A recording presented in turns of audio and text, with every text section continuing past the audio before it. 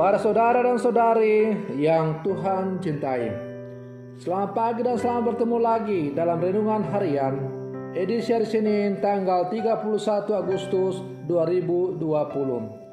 Hari ini merupakan hari terakhir dalam bulan Agustus. Mengawali hari yang baru ini, kita hendak mendengar dan merenungkan sabda Tuhan. Marilah sebelum kita mendengar dan merenungkan sabda Tuhan, kita berdoa. Dalam nama Bapa dan Putra dan Roh Kudus. Amin.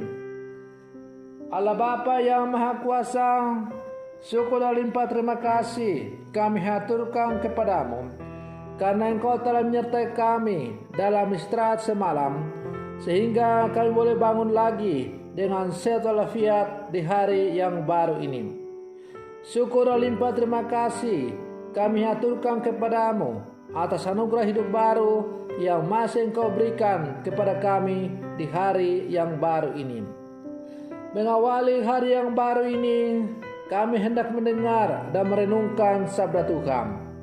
Bersabdalah ya Tuhan, kami siap untuk mendengarkan.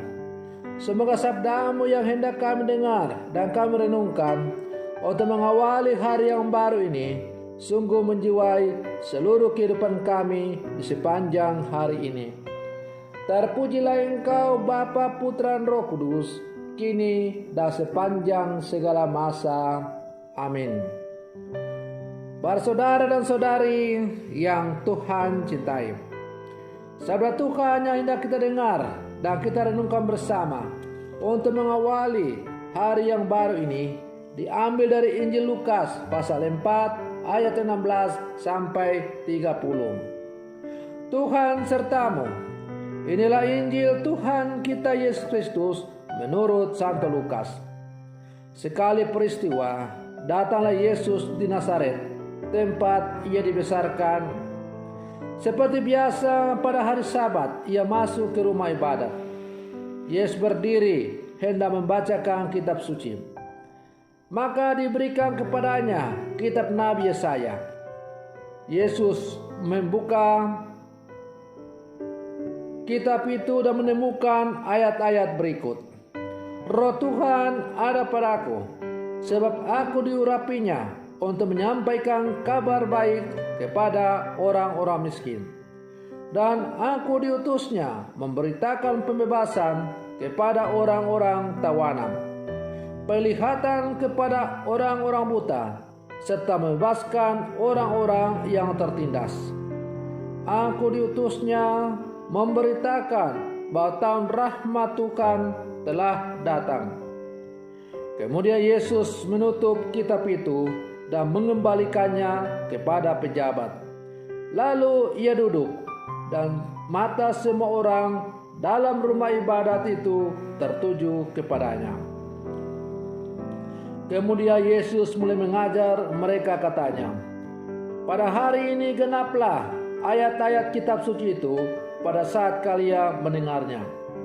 Semua orang membenarkan Yesus. Mereka heran akan kata-kata indah yang diucapkannya.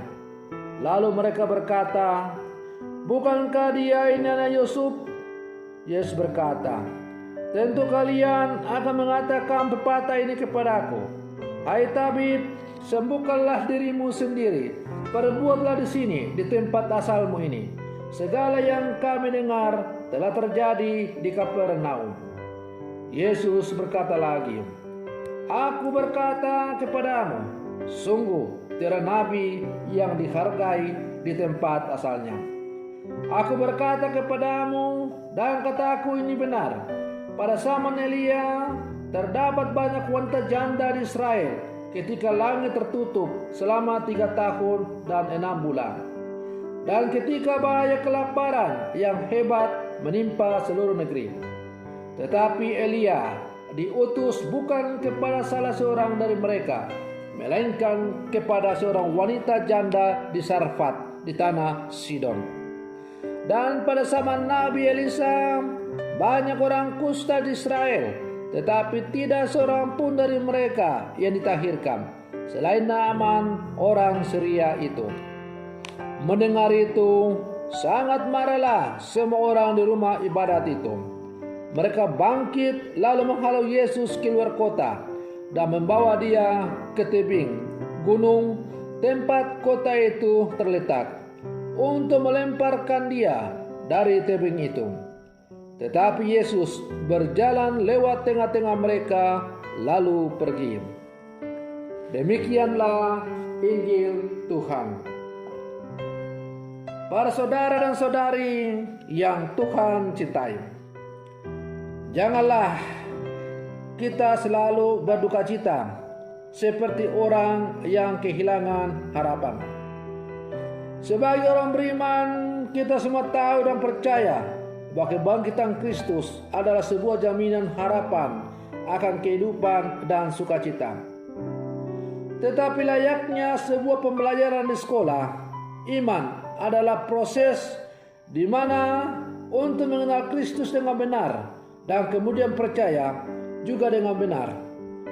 Untuk itu perlu pertobatan, cara berpikir dan pemurnian konsep-konsep iman yang selama ini kita tahu, supaya kita tidak gagal paham tentang siapakah Kristus dan ajarannya. Kisah ditolaknya Yesus di Nazaret adalah kisah tentang orang-orang yang gagal paham. Mereka bukannya tidak tahu siapa Yesus Kristus.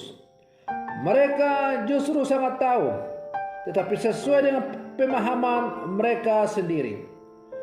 Situasi gagal paham itu menggelapkan mereka sedemikian rupa sehingga mereka memojokkan Yesus ke tebing gunung supaya Yesus terpaksa membuat mujizat di hadapan mereka. Mereka seakan-akan mau memaksa Yesus bahwa apabila Yesus itu Mesias sesuai dengan gambaran otak mereka, maka Yesus pasti akan membuat mujizat ketika ia dilemparkan dari tebing yang tinggi itu. Tetapi ternyata Yesus berjalan dari tengah-tengah mereka tanpa mereka ketahui.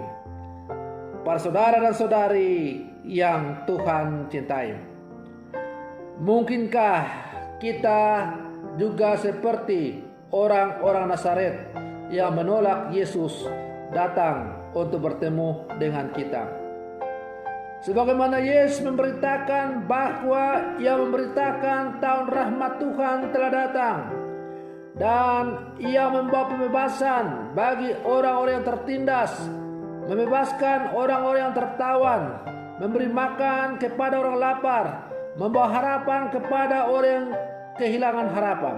Artinya, Yesus hadir untuk menjawab seluruh kebutuhan hidup kita sebagai orang-orang percaya. Supaya Yesus bisa memenuhi segala kebutuhan hidup kita sebagai orang beriman, maka itu berarti konsep iman kita akan Yesus haruslah sesuai dengan apa yang diajarkan oleh Yesus dan bukan sesuai dengan konsep pikiran saya sebagai manusia.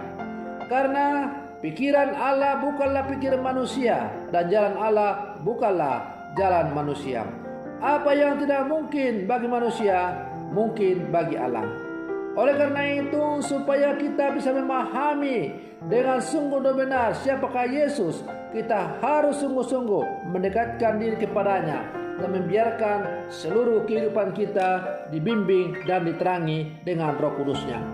Dengan demikian, kita tidak gagal paham dalam mengimani Yesus.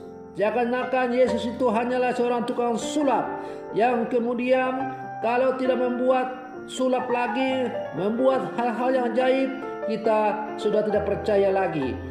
Maka kita percaya kepada Yesus bukan karena Yesus itu sebagai pribadi yang diutus oleh Allah untuk datang mewartakan kabar gembira, tetapi kepercayaan kita itu terbatas pada Yesus sebagai tukang sulap.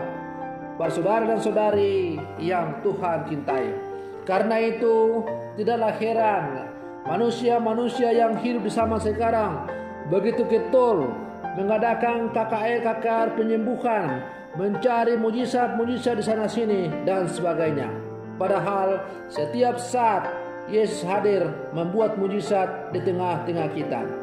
Mujizat Yesus yang paling nyata, yang tidak perlu kita cari kemana-mana, adalah nafas kehidupan yang masih kita nikmati dari hari ke hari. Para saudara dan saudari yang Tuhan cintai, di manakah letak Nazaret itu?